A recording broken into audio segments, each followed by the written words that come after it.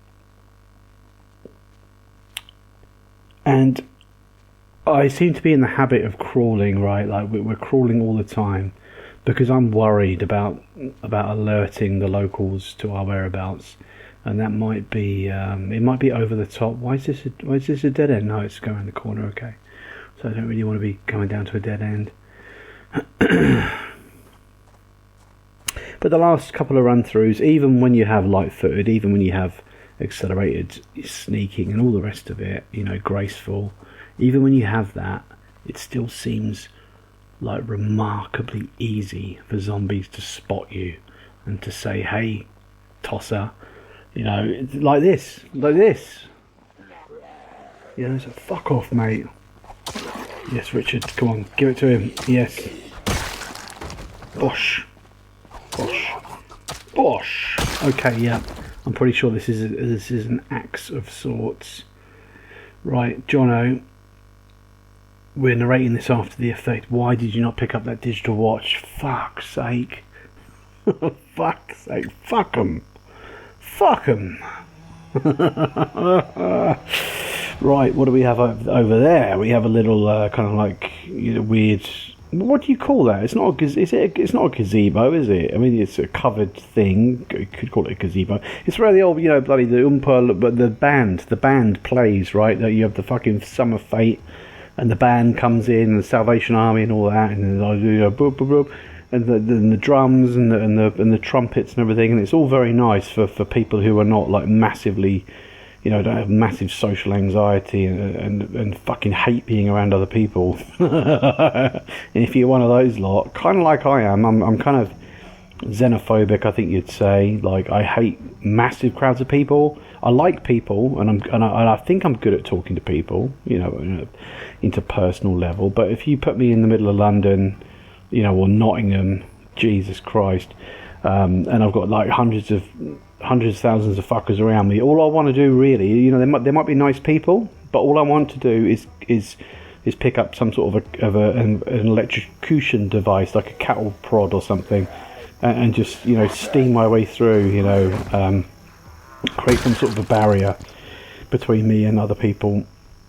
And I'm sure there are others out there like me who feel a similar kind of way. I have lived in cities. I can adjust, I can adapt. We are very good as a species at adapting. These guys are not so good at adapting, or at least we hope not, as time goes on, otherwise we're royally screwed.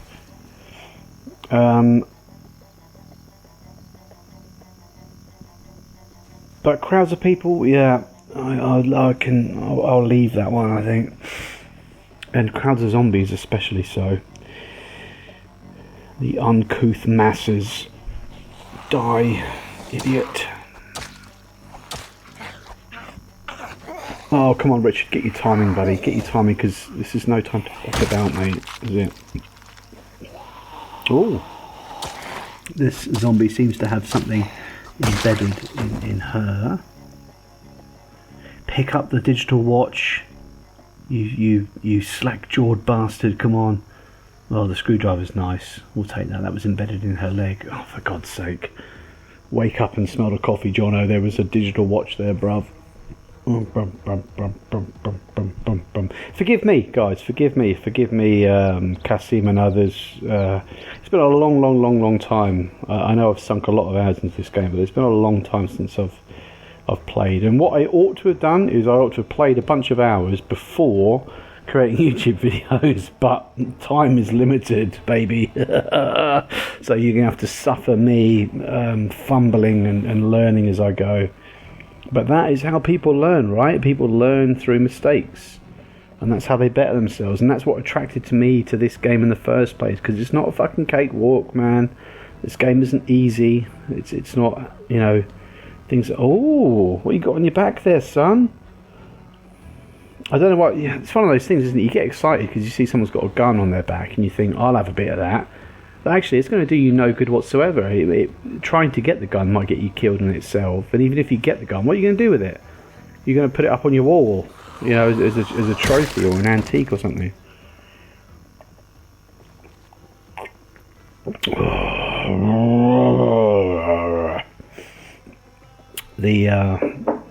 The red wine is fairly delectable.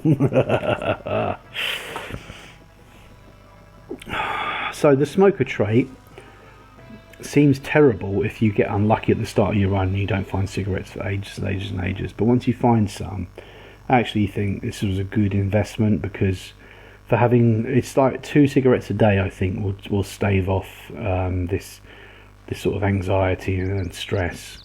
And that's not bad really, because you find them in abundance eventually. Come on lad, over the fence. Yes! And here we learn a nice trick, right?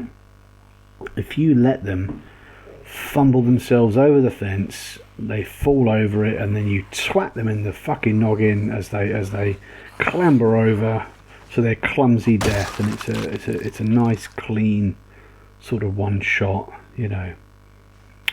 So I'm thinking here, maybe we can get to this prick with the gun and his fancy uniform. Maybe we can dispose of his buddies. Zombies tend to congregate into groups. There's like something to do with the AI here, where one of them kind of almost gets like assigned a leader role, and the others will generally follow them if they hear certain things, if they see certain things within their field of vision and you know, and hearing range, then they will respond to it, like this dude here. Bosh! Oh no! There we go. Oh, he says, "What was that? What was that over there?" And he stiffed us because oh, a leather jacket. Ooh, we ought to be taking those or ripping them up. I don't think at this point we actually know that we need scissors to rip up denim and leather. I know that now, but me at the time playing this as Richard, we didn't know that.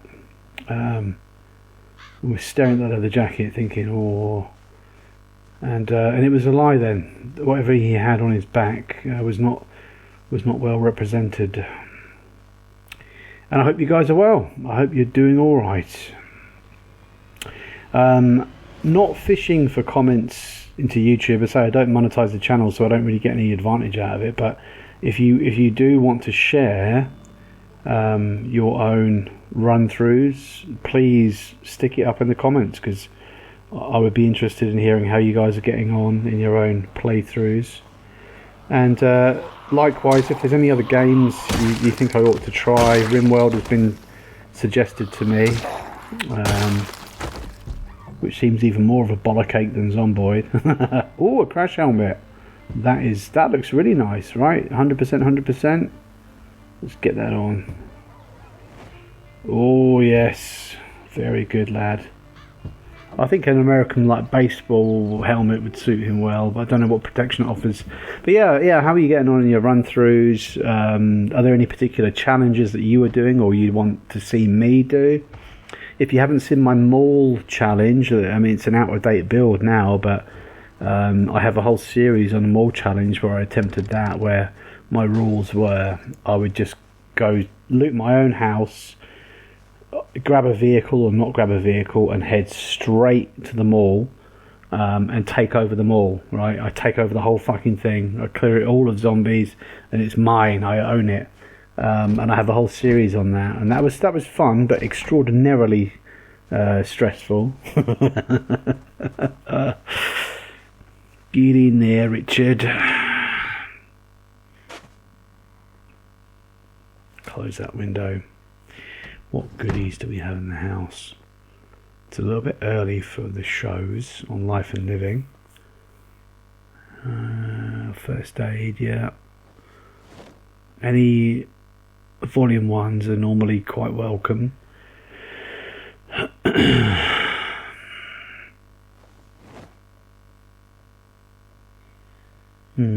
Yeah, we don't want to be bogged down. We don't want to be encumbered. We don't really need to clean a liquid. It's just helpful if we're cleaning ourselves, cleaning clothes, stuff like that. There's a broken window out there, which isn't so good. Shit. Come on, Richard, deal with them. That must have been the fucker that broke in earlier. Get the key, or maybe they have the keys to the house. Maybe it's their gaff.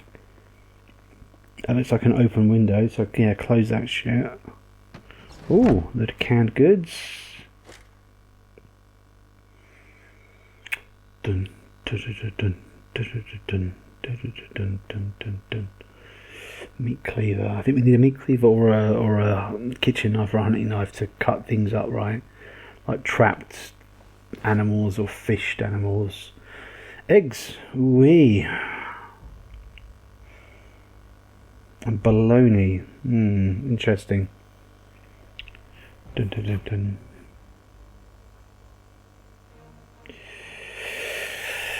Oh, so what's bologna like? Ham. I imagine you cut it up, you slice it. Yeah, there we go. Slice bologna, and then you can add it to stuff, salads, or I'm guessing, or just eat the fucker. Bum bum bum bum.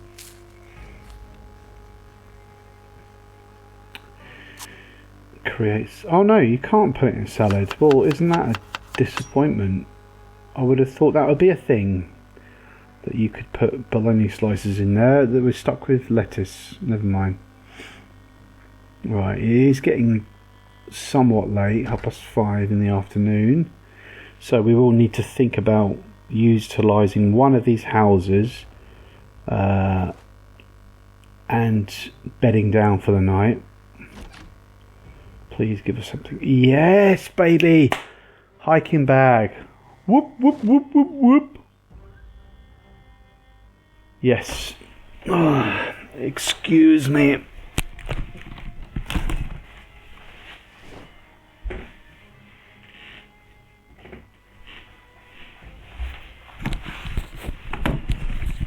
Well, the hiking bag is great news.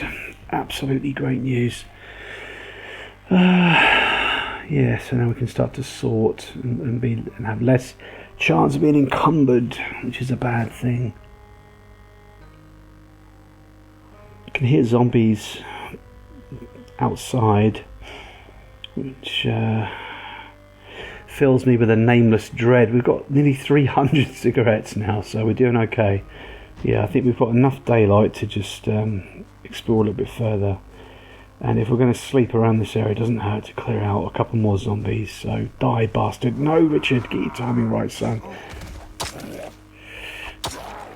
Yeah, I think it's definitely an axe. Considered an axe, because look how fast he's swinging it. But it's broken. Get the duct tape in there. 10%, potentially 20%. Yeah, there we go. Dun, dun, dun.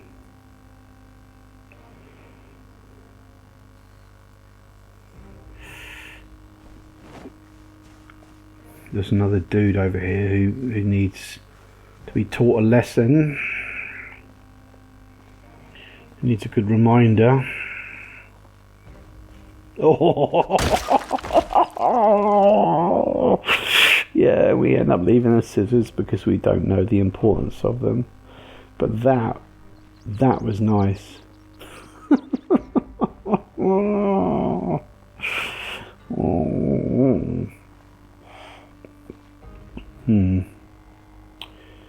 Nice little band of trees. Is it like a dead person or something? All blood spattered all over the place. Oh, we have a follower. Might have to dispatch them quickly. Get him, Richard. Yep, nice.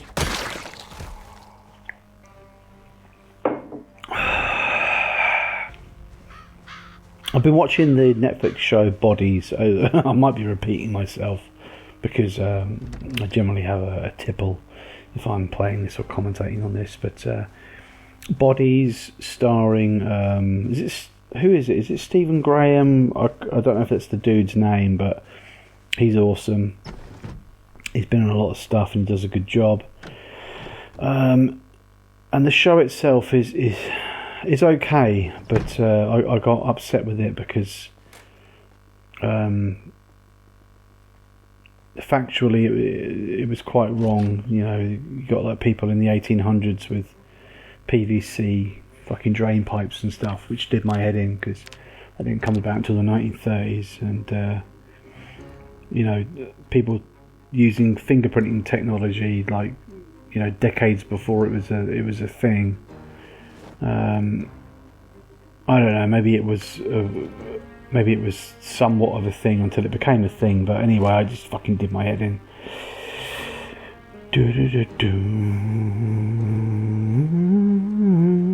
These having like curtains on the windows is nice. I think this is factoring in. One doesn't. That door doesn't. But this factors into our decision, right? Is this going to be somewhere that we remain, that we call home, or certainly bed down for the night? Dun, dun, dun, dun, dun. And you know, we've got to remember that everyone is expendable. You can't get too attached to a character. Like, you know, Zomboid is. It gives and it takes away. It takes away quite regularly, quite a lot. And the thing you got to remember is, even if you spent, you know, like 10-20 hours in one character, one dude, and one playthrough, and he suddenly dies, at least you can you learn and do better and go again, or maybe try a challenge or a different area, a different profession, blah blah blah. I love this game. I do. It's frustrating and it can be pretty grueling, pretty unforgiving, but it's bloody awesome. Oh, a crowbar. Nice. Shovel. Interesting. Shovel could potentially be a good two-handed weapon. We get a skill increase in axe, but I mean, we have the hand axe, and that's kind of important. We want to keep a hold of that, right?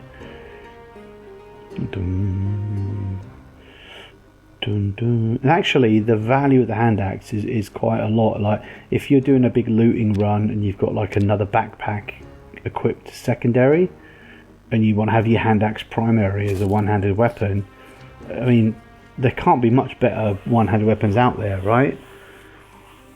I don't know, maybe you guys can correct me on that, you can educate me.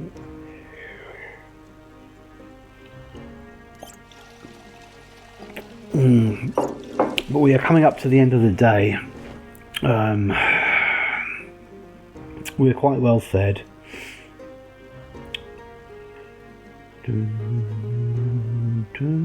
We'll organise the fridge, get everything in there, and it's going to be a case, I think, of sleeping in this house, doing a bit of reading and all that stuff, and we will bring you back in the morning, guys. I think that's going to be it. Thank you so much for watching, and take it easy.